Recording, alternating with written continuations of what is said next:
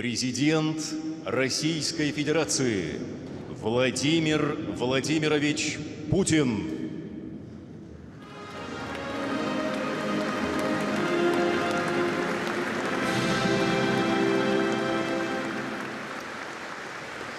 Благодарю вас, пожалуйста.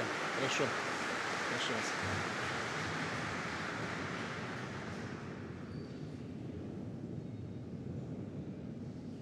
Уважаемые граждане России, граждане Донецкой и Луганской народных республик, жители Запорожской и Херсонской областей, депутаты Государственной Думы, сенаторы Российской Федерации. Вы знаете, в Донецкой и Луганской народных республиках, Запорожской и Херсонской областях состоялись референдумы. Их итоги подведены, результаты известны. Люди свой выбор сделали. Однозначный выбор. Сегодня мы подписываем договоры о принятии в состав России Донецкой Народной Республики, Луганской Народной Республики, Запорожской области и Херсонской области. Уверен, что Федеральное собрание поддержит конституционные законы о принятии и образовании в России 4 новых регионов, 4 новых субъектов Российской Федерации, потому что это воля миллионов людей.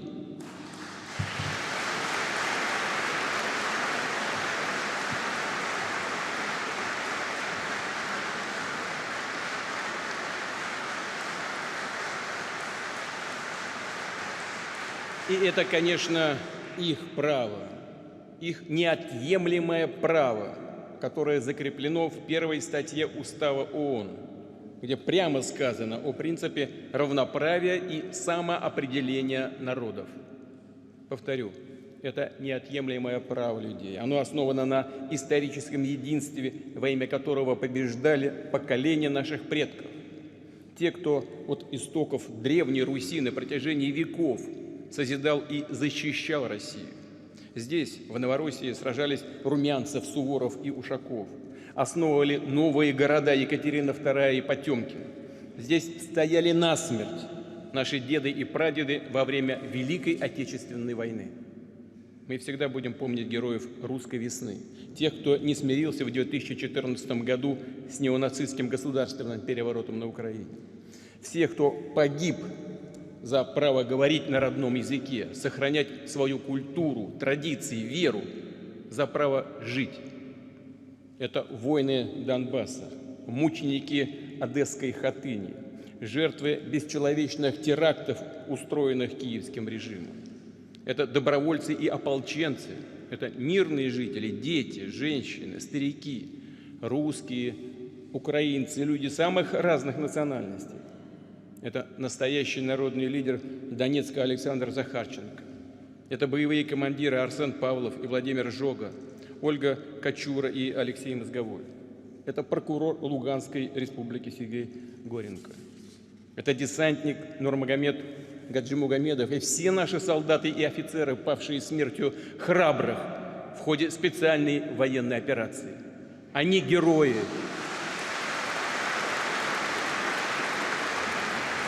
Герои Великой России. И прошу почтить их память минутой молчания.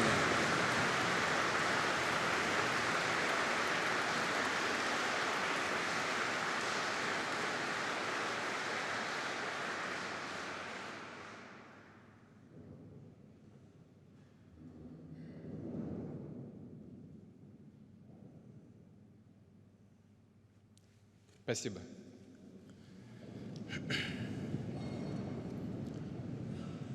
За выбором миллионов жителей в Донецкой и Луганской народных республиках, в Запорожской и Херсонской областях наша общая судьба и тысячелетняя история. Эту духовную связь люди передавали своим детям и внукам. Несмотря на все испытания, пронесли через года любовь к России. И это чувство никто не может в нас уничтожить. Вот почему и старшие поколения, и молодежь, те, кто родился уже после трагедии распада Советского Союза, голосовали за наше единство, за наше общее будущее. В В 1991 году в Беловежской пуще, не спрашивая волю рядовых граждан, представители партийных тогдашних элит приняли решение о развале СССР. И люди в одночасье оказались оторванными от своей родины. Это по-живому разорвало, расчленило нашу народную общность, обернулось национальной катастрофой. Как когда-то после революции кулуарно нарезали границы союзных республик, так и последние руководители Советского Союза, вопреки прямому волеизъявлению большинства людей на референдуме 1991 года, развалили нашу великую страну, поставили народа просто перед фактом. Допускаю, что они даже до конца не понимали, чего делают, и к каким последствиям это неизбежно в конце концов приведет. Но это уже не важно. Советского Союза нет. Прошлого не вернуть. Да и России сегодня это уже и не нужно. Мы к этому не стремимся. Но нет ничего сильнее решимости миллионов людей, которые по своей культуре, вере, традициям, языку считают себя частью России, чьи предки на протяжении веков жили в едином государстве. Нет ничего сильнее решимости этих людей вернуться в свое подлинное историческое отечество. Долгие 8 лет людей на Донбассе подвергали геноциду, обстрелам и блокаде. А в Херсоне и Запорожье в них пытались преступно взрастить ненависть к России, ко всему русскому. Сейчас уже в ходе референдумов киевский режим грозил расправой, смертью школьным учителям, женщинам, работавшим в избирательной комиссии. Запугивал репрессиями миллионы людей, которые пришли выразить свою волю. Но несломленный народ Донбасса, Запорожья и Херсона сказал свое слово. Хочу, чтобы меня услышали киевские власти и их реальные хозяева на Западе, чтобы это запомнили все. Люди, живущие в Луганске, Донецке, Херсоне и Запорожье, становятся нашими гражданами навсегда.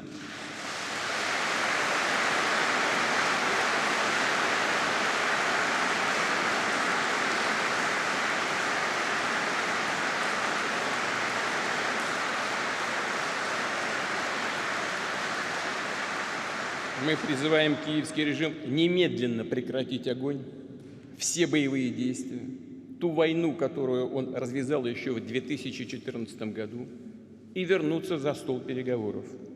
Мы к этому готовы. Об этом не раз было сказано. Но выбор народа в Донецке, Луганске, Запорожье и Херсоне обсуждать не будем. Он сделан. Россия его не предаст.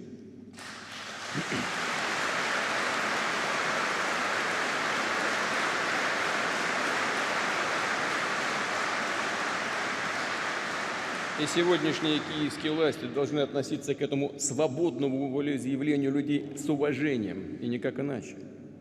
Только таким может быть путь к миру.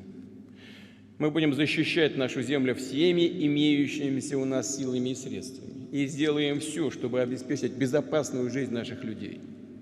В этом великая освободительная миссия нашего народа. Обязательно отстроим разрушенные города и поселки. Жилье, школы, больницы, театры и музеи. Восстановим и будем развивать промышленные предприятия, заводы, инфраструктуру, системы социального, пенсионного обеспечения, здравоохранения и образования. Конечно, будем работать над повышением уровня безопасности. Вместе сделаем так, чтобы граждане в новых регионах чувствовали поддержку всего народа России, всей страны, всех республик, всех краев и областей нашей огромной Родины.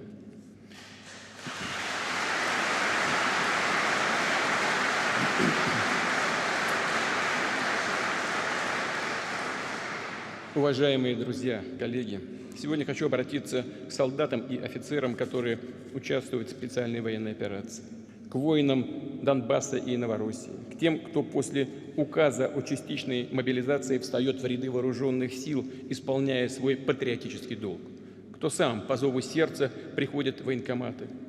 Хочу обратиться и к их родителям, женам, к детям, сказать о том, за что сражается наш народ, какой враг нам противостоит, Кто бросает мир в новые войны и кризисы, извлекая из этой трагедии свою кровавую выгоду?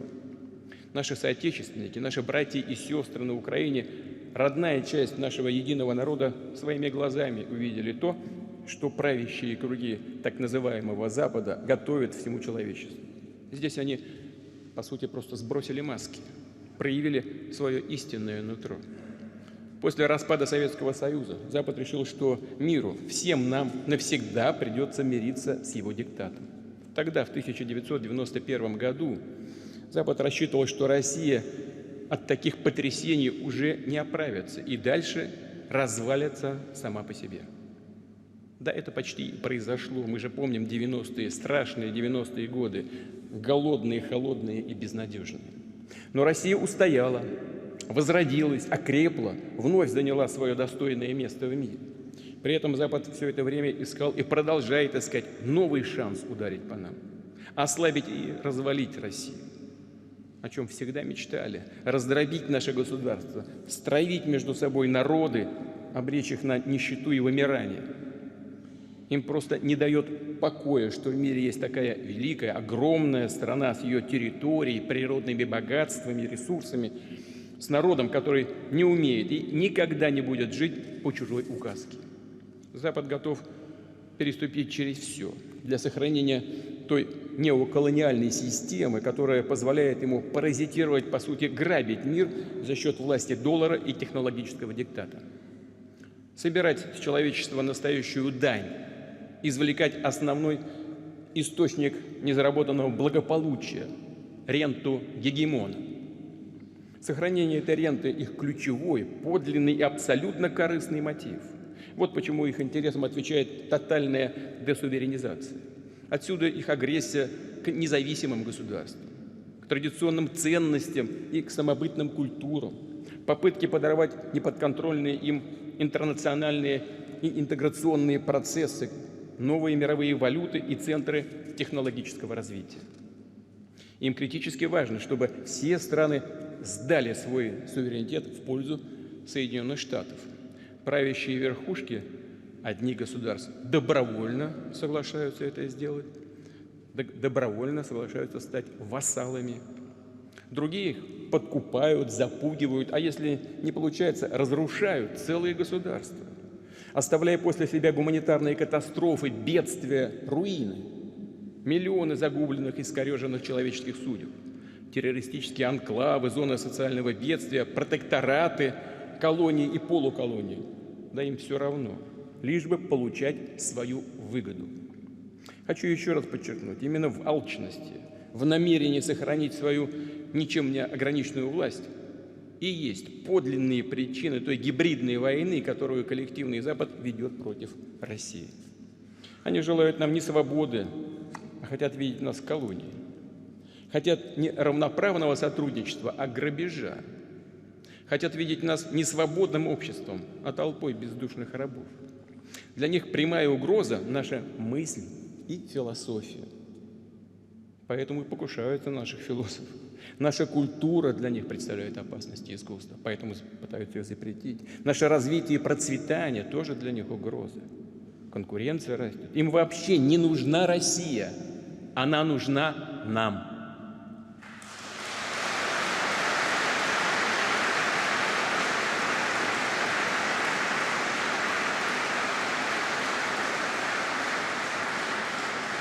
Хочу напомнить, что претензии на мировое господство в прошлом уже не раз разбивались о мужество и стойкость нашего народа. Россия всегда будет Россией. Мы и сейчас защитим и наши ценности, и нашу Родину. Запад рассчитывает на безнаказанность, на то, что ему все сойдет с рук. Да все, собственно говоря, все исходило с рук до сих пор. Соглашения в сфере стратегической безопасности летят в мусорную корзину. Договоренности, достигнутые на самом высоком политическом уровне, объявляются небылицами. Твердое обещание не расширять НАТО на восток, как только на них купились наши прежние руководители, обернулись грязным обманом.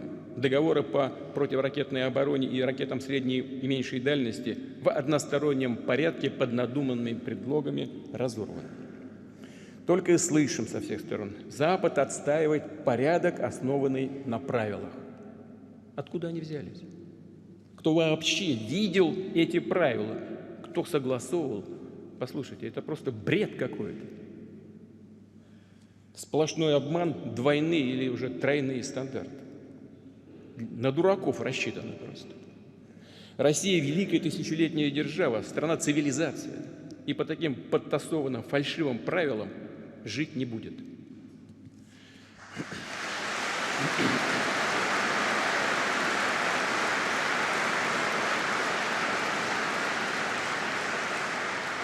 Именно так называемый Запад растоптал принцип нерушимости границ, а сейчас по своему собственному усмотрению решает, кто имеет право на самоопределение, а кто нет, кто его недостоин.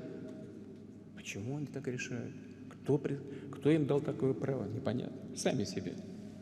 Вот почему у них вызывает дикую злобу выбор людей в Крыму, в Севастополе, в Донецке, Луганске, Запорожье и Херсоне. Никакого морального права давать ему оценки, даже заикаться о свободе и демократии у этого Запада нет. Нет и не было никогда. Западные элиты отрицают не только национальный суверенитет и международное право. Их гегемония имеет ярко выраженный характер тоталитаризма, деспотизма и апартеида. Они нагло делят мир на своих вассалов, на так называемые цивилизованные страны, и на всех остальных, кто по замыслу сегодняшних западных расистов должен пополнить список варваров и дикарей. Лживые ярлыки «страна-изгой», «авторитарный режим» уже готовы. Они клеймят целые народы и государства. И в этом нет ничего нового. Ничего нового в этом нет. Западные элиты какими были, такими и остались. Колонизаторскими. Они дискриминируют, разделяют народы на первый и иной сорта. Мы никогда не принимали и не примем такой политический национализм и расизм. А чем, как не расизмом, является русофобия, распространяемая сейчас по всему миру? Чем, как не расизмом, является безапелляционная убежденность Запада в том, что его цивилизация, неолиберальная культура – это непререкаемый образец для всего мира? Кто не с нами, тот против нас. Странно даже все это звучит. Даже покаяние в своих собственных исторических преступлениях западные элиты перекладывают на всех остальных, требуя и от граждан своих стран, и от других народов повиниться за то, к чему они вообще не имеют никакого отношения, например, за период колониального захвата. Стоит напомнить Западу, что он начал свою колониальную политику еще в период Средневековья, а затем последовала мировая работорговля, геноцид индейских племен в Америке, разграбление Индии, Африки, войны Англии и Франции против Китая, в результате которых он был вынужден открыть свои порты для торговли опиумом.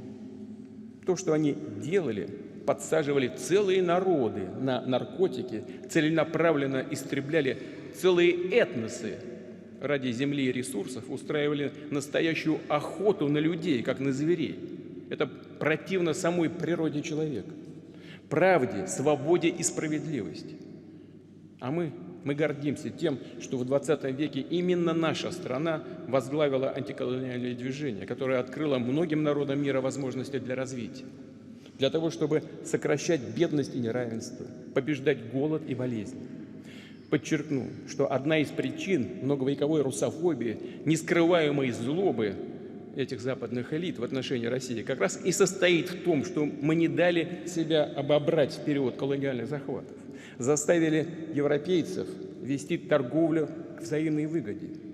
Этого удалось достичь, создав в России сильное централизованное государство, которое развивалось, укреплялось на великих нравственных ценностях православия, ислама, иудаизма и буддизма, на открытых для всех русской культуре и русском слове. Известно, что неоднократно строились планы интервенции в России. Пытались использовать и смутное время начала XVII века, и период потрясений после 1917 года. Не удалось. До богатств России Запад сумел дорваться, все-таки сумел дорваться в конце XX века, когда государство было разрушено. Тогда нас называли и друзьями, и партнерами, а на самом деле относились как к колонии. Из страны выкачали $триллионы по самым разным схемам. Мы это все помним, ничего не забыли. И в эти дни люди в Донецке и Луганске, в Херсоне и Запорожье высказались за то, чтобы восстановить наше историческое единство. Спасибо.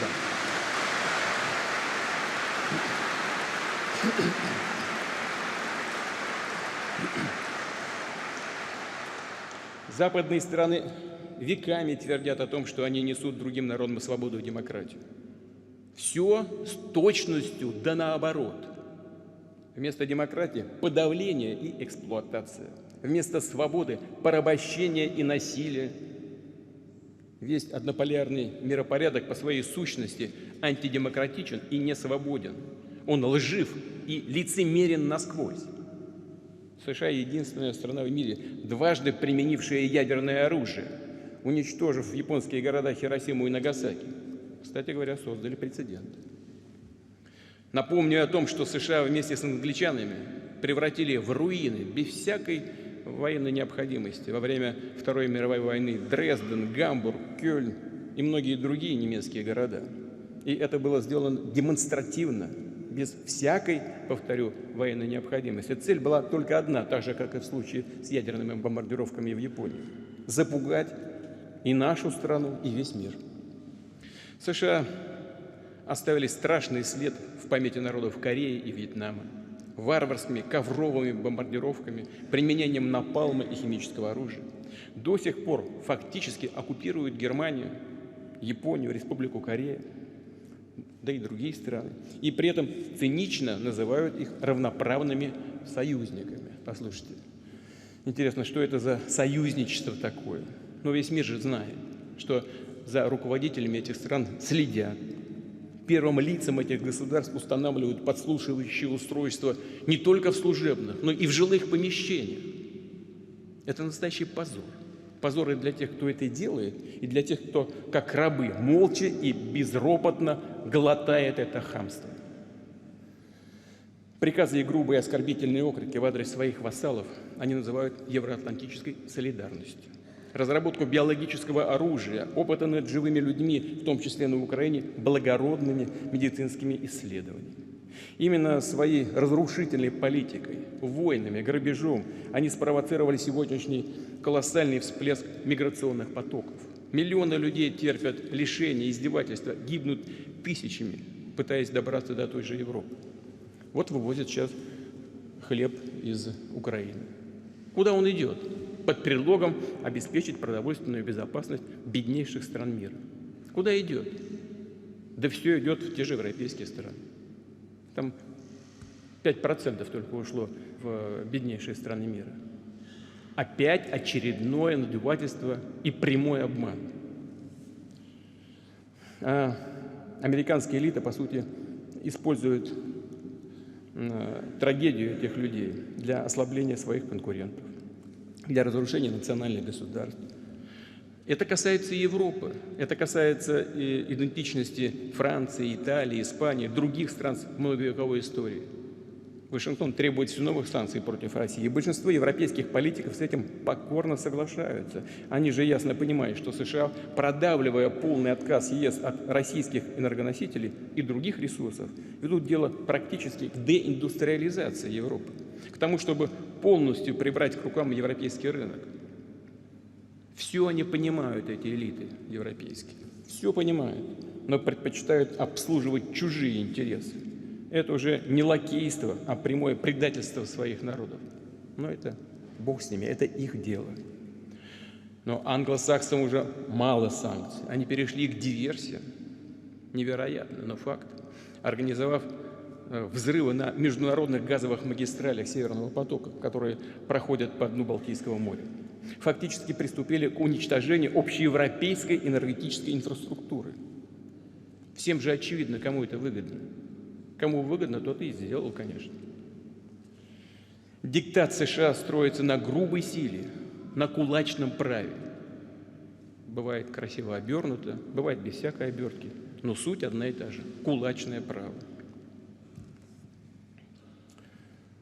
Отсюда развертывание и содержание сотен военных баз во всех уголках мира, расширение НАТО, попытки сколотить все новые военные альянсы, такие как АУКУС. и им подобные. Идет активная работа и над созданием военно-политической связки Вашингтон-Сеул-Токио. Все эти государства, которые обладают или стремятся обладать подлинным стратегическим суверенитетом и способны бросить вызов западной гегемонии, автоматически зачисляются в разряд врагов. Именно на этих принципах строятся военные доктрины США и НАТО, требующие ни много ни мало тотального доминирования. Свои неоколониальные планы западные элиты преподносят также лицемерно, даже с претензией на миролюбие. Говорят о неком сдерживании. И подобное лукавство, подобное лукавое слово кочует из одной стратегии в другую, а по сути означает только одно – подрыв любых суверенных центров развития. Мы уже слышали о сдерживании России, Китая, Ирана. Полагаю, что на очереди и другие страны Азии, Латинской Америки, Африки, Ближнего Востока, а также нынешние партнеры и союзники США. Но мы же знаем, как что не понравится, они и против союзников вводят санкции. То против одного банка, то против другого, то против одной компании, то против другой. Это же практика и будет расширяться. У них под прицелом находятся все, в том числе наши ближайшие соседи, страны СНГ. Вместе с тем, Запад явно и уже давно выдает желаемое за действительное.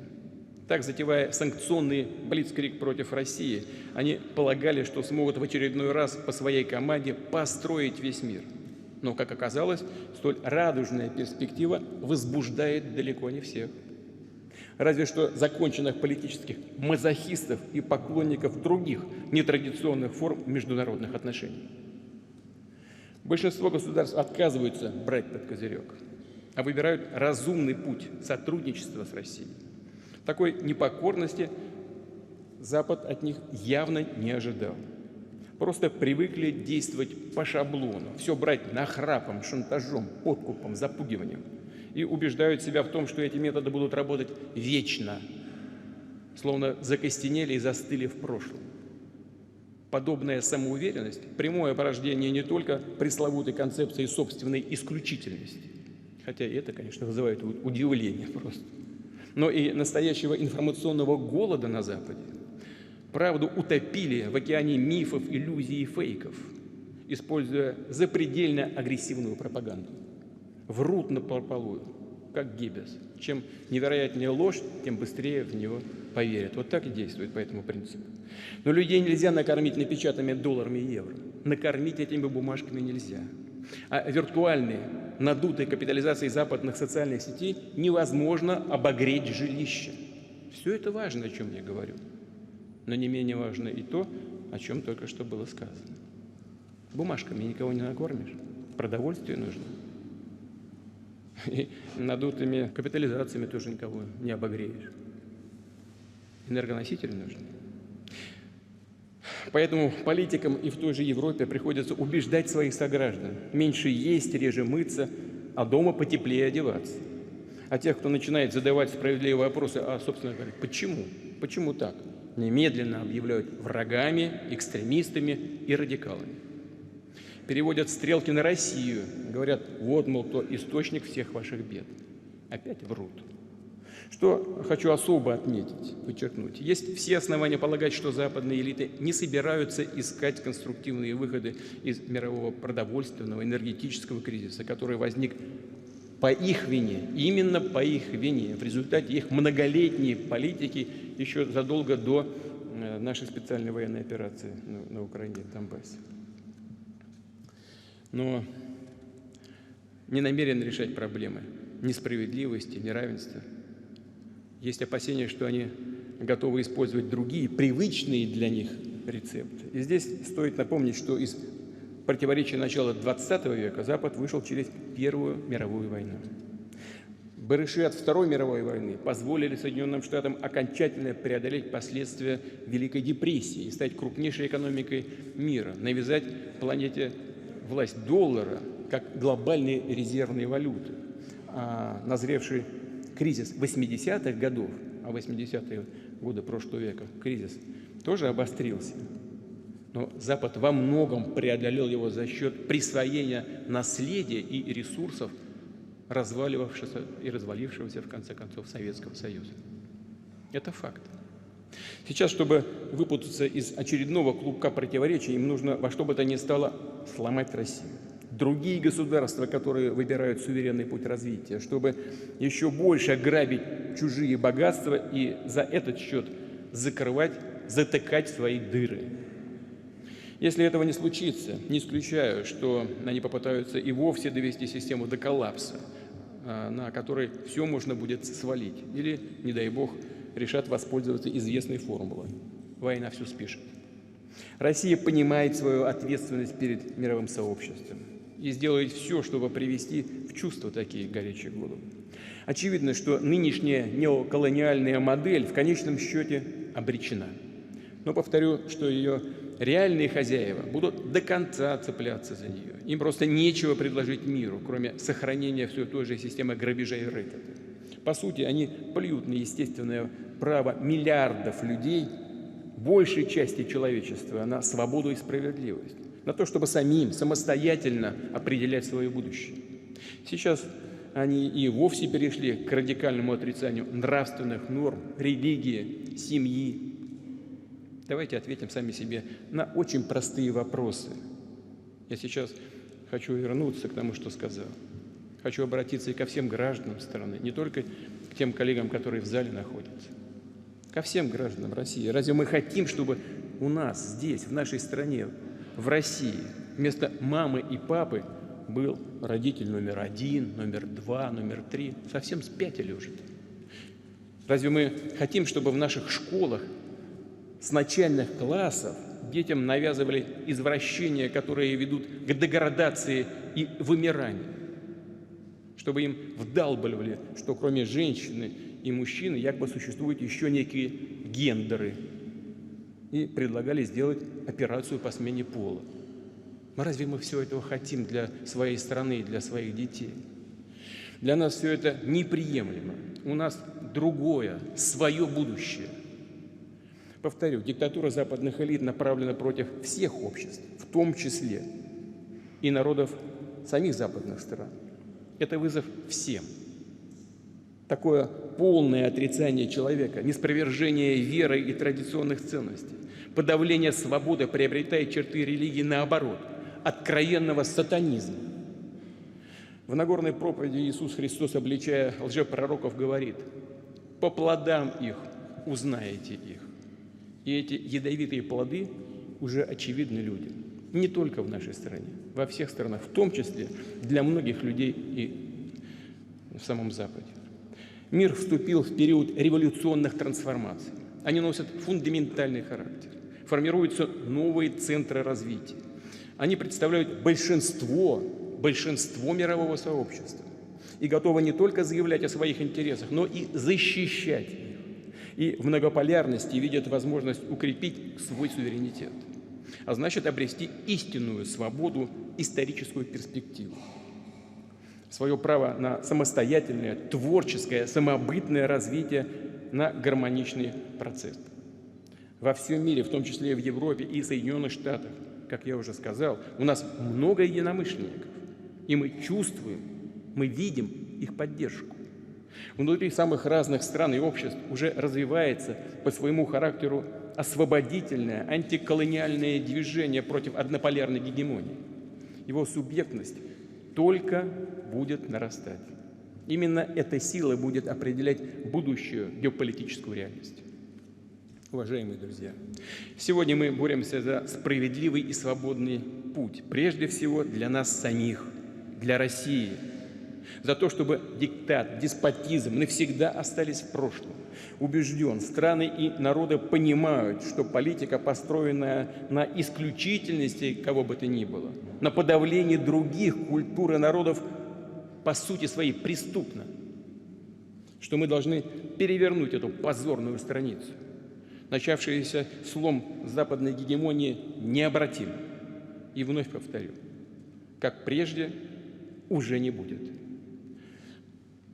Поле битвы, на которое нас позвала судьба и история, это поле битвы за наш народ, за большую историческую Россию.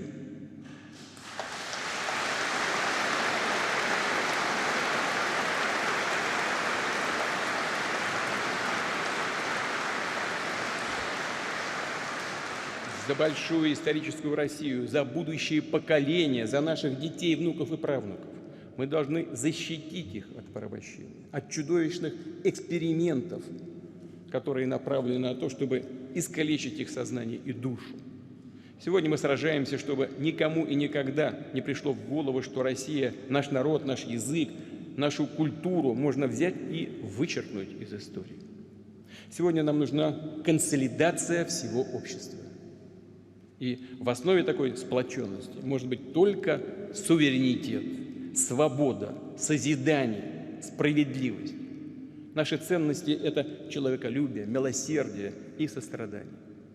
И хочу завершить свое выступление словами настоящего патриота Ивана Александровича Ильина.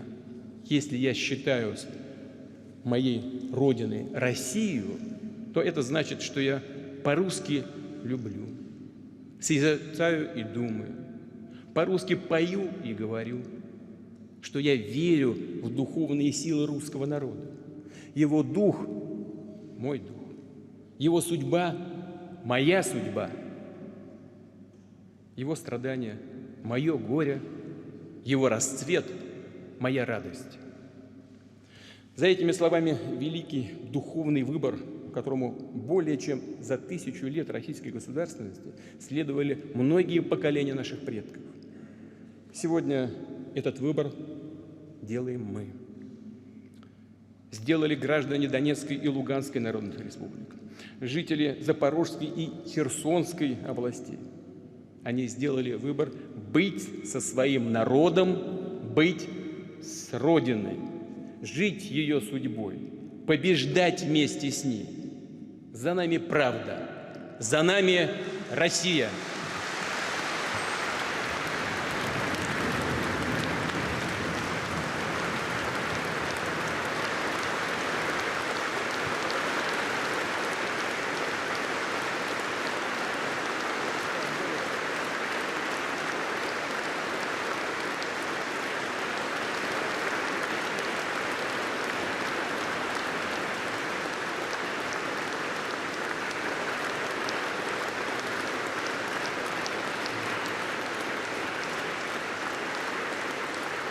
Начинается церемония подписания документов.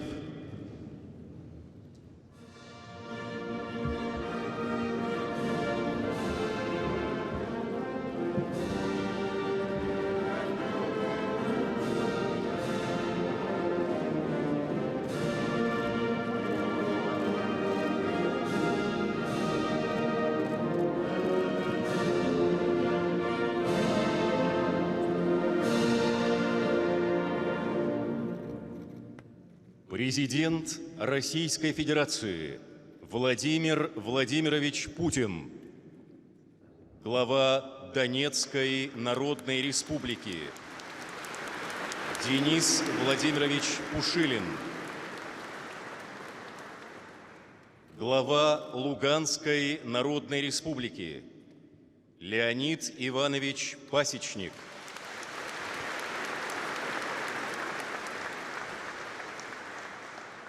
глава Запорожской области Евгений Витальевич Балецкий,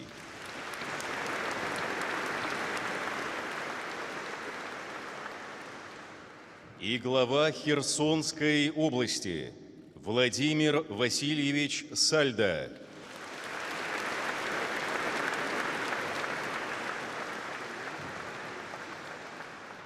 Подписывают договоры между Российской Федерацией и Донецкой Народной Республикой.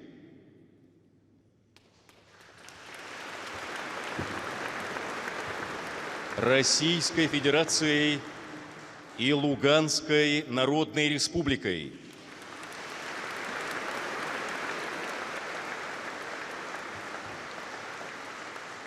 Российской Федерацией и Запорожской областью.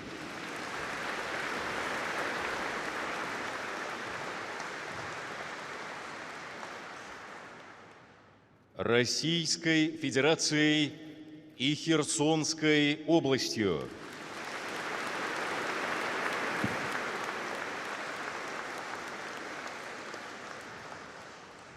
о принятии в Российскую Федерацию Донецкой Народной Республики,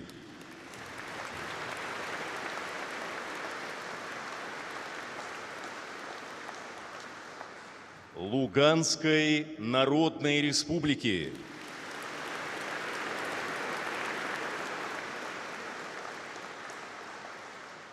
Запорожской области,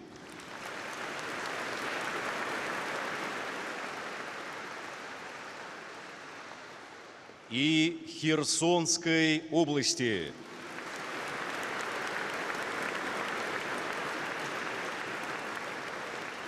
И образовании в составе Российской Федерации новых субъектов.